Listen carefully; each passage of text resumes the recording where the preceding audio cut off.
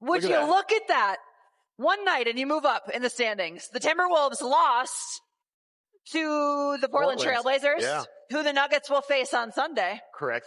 And the Nuggets winning, they are now in that 5th spot. Yeah, it's a big deal. So you have the tiebreaker, obviously, over the Timberwolves. You're using that to be in 5th place. And look, the Rockets are just right there. You're basically... Nuggets have tiebreaker with the Rockets too, right? Correct. Yes. Yeah. So look, the Rockets are going to have to, they're up in the loss column. So, that's a thing that they're going to have to get over. If the Nuggets just continue to win games, the Rockets won't win them all, obviously. They can put themselves in position to get themselves up to 4th.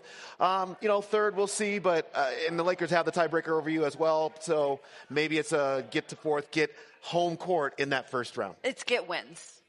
It's get wins. Yeah. And see what happens. You pay attention to this, yes. Mm-hmm. But right now it's about being more consistent as a team. I was going to say, I think that's exactly right. Okay. And I think that's how David Adelman is looking at it. I think so too. I think he said, well, look, if we're doing the right things and we win the games, great. But we need to start doing the right things all the time, which is the most important thing. Every game that Aaron Gordon plays is a big benefit.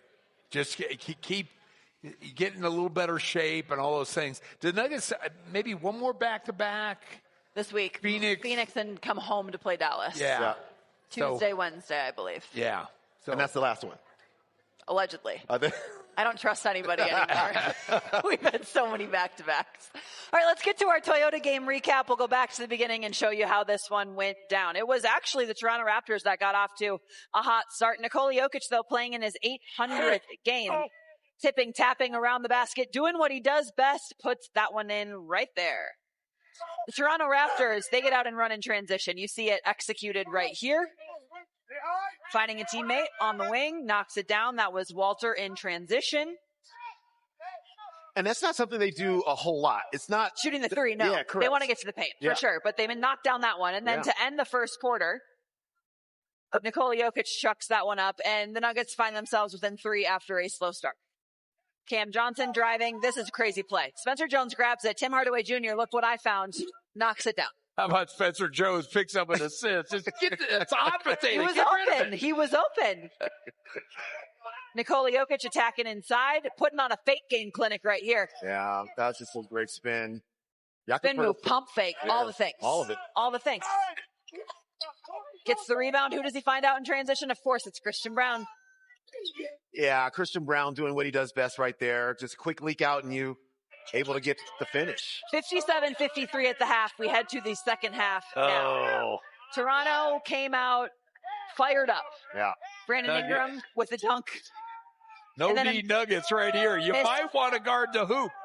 Miscommunication defensively is how we're going to sum that one up. Led to a Pirtle bucket.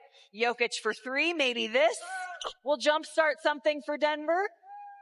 Yeah, they just stayed within contact long enough Correct. to be able to get a foothold. All right, Jamal Murray, he's flurrying. It kind of starts right here. This is the beginning of the fourth quarter. Candles, deep, not down. Woo!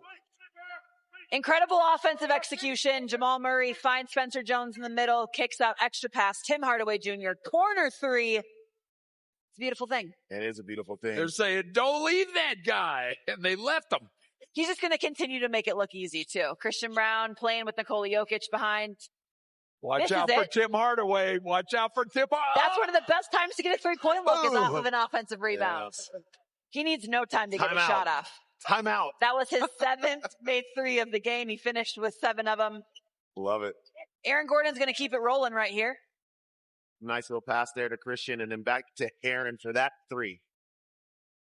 Top of the key, 3.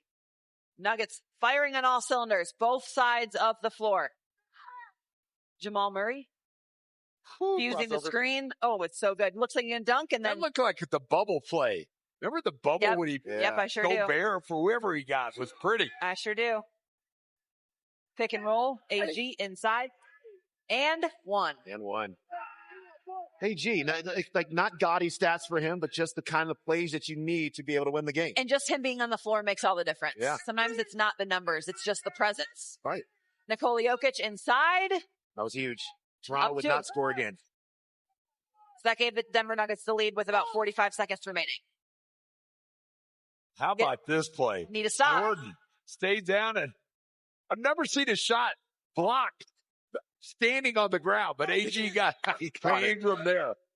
Jamal Murray makes some free throws. The Nuggets make some free throws, and they get the win over the Raptors. Let's take a look at our Chevy final stats. 121-115, the final score. The bench showed out for the Nuggets. Highest plus minuses in this game were all off the bench. Yeah. The points in the paint, the Raptors a better paint scoring team, and the Nuggets ended up beating them in that regard. And then the 3-point shooting, the Nuggets really struggled in the first half. 9 of 15 in the second half. Yeah, good. One stat that's not up there, we talked about it in the pregame show, was turnovers. And they did a great job. Only 10 turnovers for, I think, 15 points. That's big because Toronto, as you mentioned, they're one of the best in the league at stealing the basketball. And the Nuggets kept that to a minimum. Well, and not to mention they had 19 turnovers against Memphis. Yeah. So to right that wrong. 27 points. Was a big deal. Was a big deal. All right, let's go back downstairs right now, hear from Jamal Murray on his big night. I thought the game was pretty winnable the whole game. I just thought our defensive energy, like the whole game, was pretty good. Even when they made shots, guys were still in the ball. Guys were still playing hard and calling out coverages and stuff. But I mean, they're still a good team, so they were up on us, and then we just made a good push, like we normally do, and we won the game. Looks like a lot of ice on that right shoulder. That's the same one that was taped, right? The last few games. How would you categorize it? Is that soreness or? We're good. If someone asked me what was going on with your shoulder, what should I say? He's good. He's good. All right. Jamal, just down the stretch there with you and Nikola. We good? Yeah, we're good. Is there any kind of coverage that you guys at this point haven't seen, and do you just kind of diagnose them on the fly, or is there communication between you? Or there's a lot of communication with no words, just with the basketball and with our eyes, and we've created a really good chemistry and and also feel for each other. We might have coverages, and but he also reads me, and I read him, and like him as a being, he reads me as my emotion and stuff like that. So we've seen a lot of coverages. We've seen try to be teams being a drop, teams being up with me, try to switch it. They try to weak it sometimes. There's teams that bring 3 defenders over. Teams that front him. So we just figure it out, and we're both unselfish with the ball, and then we have amazing guys behind us that step up and are ready to hoop and read us as well. And a lot of guys came to play tonight on both ends, and I think that's what won the game. Everybody pitched in. Everybody came in and impacted the game, whether they had 2 possessions with the ball or it was a back tap or open 3, just being into the ball on defense. There's so many ways that the whole team just impacted the game, and that's why we won. And just as a follow-up, do you feel like at this stage of the season, as a veteran group, you're beginning to sort of really seek momentum and then try and build something in this last 5 weeks here or whatever is left? For sure. It's not going to happen overnight with guys coming back and guys being in and out and stuff like that. But we just got to go at our own pace and then focus on each game. And I thought tonight was like a great bounce back energy game in front of our home fans. That's just the energy we need to play with. Those are the games where if we had lost that game, our effort would have been something that I could have slept well with, So it's just good to come up with a win and start building something great. Jamal, in that fourth quarter with Spencer at the 5, and you're attacking them on switches, and then they start blitzing you, and you find Spencer, and he kicks to the corner for 10. That was a play that David mentioned, and it seemed huge.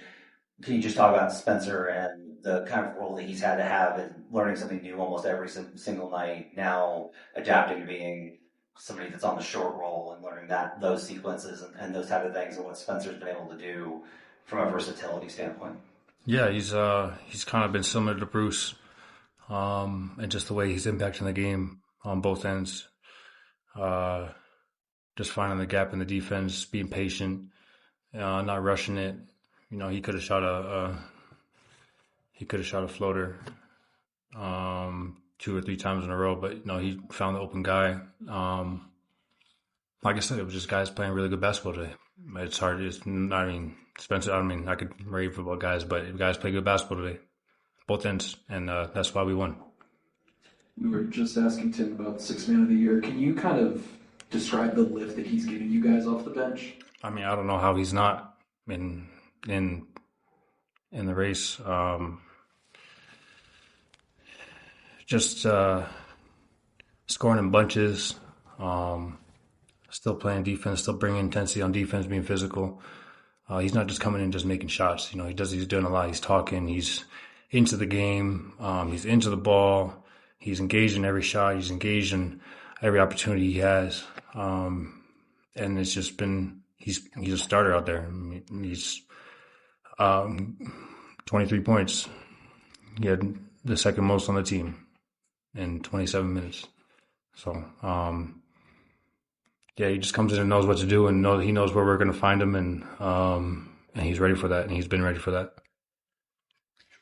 How exceptional do you think it is that Tim Hardaway Jr. is able to be the same player every time he steps on the floor, down, ready to shoot, in a consistent way that the Nuggets know exactly what they're going to get night out and night out with him? I think it's essential, and also think that when you have put as many hours into your game and have as many years under your belt as Tim Hardaway does, the professionalism that you're basically speaking of right there is just present within him all the time. He cares a lot, and you see it come out. Go ahead. So talking about the Sixth Man of the Year and him being asked about that, Jamal Murray saying, how can he not be in the conversation? This was brought up on X. Tonight was the 5th time this season that Tim Hardaway Jr. came off the bench and made 7 or more threes, tied for the most such games in a season in NBA history. 2 of the previous 3 players to do so, they won NBA's Sixth Man of the Year award. He's got the game that literally, I don't know if he did it, say he plays 75 games in the year, there's probably 8 to 10 games that he literally wins the game for you because he shoots so well. Yep. The other games that maybe he doesn't shoot quite as well, or maybe he has an off night, he's still so effective because teams are getting at it. He stretches the court. Yep. You better get on him because he's an instant heat check.